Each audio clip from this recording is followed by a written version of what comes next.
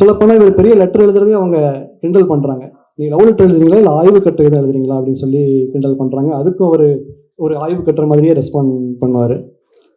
இது என்ன ஆகுதுன்னா, இந்த கடிதங்கள் வந்து அடுத்தடுத்த நாட்களில் தொடர்ந்து எழுதிட்டே இருக்காரு. இந்த டைமில் அவர் ரொம்ப பிஸியாக வந்து அரசமைப்பு வேலையும் பார்த்துட்டு இருக்காரு. அந்த வேலையை முடிச்சுட்டு அதுக்கப்புறம் நைட்டு 12 மணி 1 மணி 2 மணிக்கு மேலே உட்காந்து இவங்களுக்கு கடிதம் எழுதுறது, இந்த மாதிரி இது போகும். இதில் வந்து இந்த லவ் லெட்டர்ஸ் வந்து அவர் எழுதியிருக்க விதம் வந்து அவரோட கட்டுரைகள், அவருடைய பேச்சுகளில் வந்து எவ்வளவு சொல்வன்மையோடு இருக்குமோ அதே மாதிரியான ஒரு தாக்கத்தை கொடுக்கக்கூடிய ஒரு விஷயம். எந்த அளவுக்கு அது போகுதுன்னா, நம்ம அவர் எவ்வளவு ஏக்கத்தோட ஒரு தனிமையோட இருந்திருக்காரு அப்படிங்கிறது அதுக்குள்ள அடிநாதமாக வெளிப்பட்டுக்கிட்டே இருக்கும்.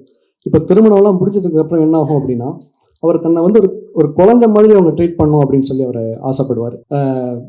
தன்னை வந்து அவங்க குளிக்க வைக்கணும், ட்ரெஸ் போட்டு விடணும், பவுடர் போட்டு விடணும், காரில் போகும்போது கை காட்டணும், வெளியில் காத்துக்கிட்டே இருக்கணும். இந்த மாதிரி சின்ன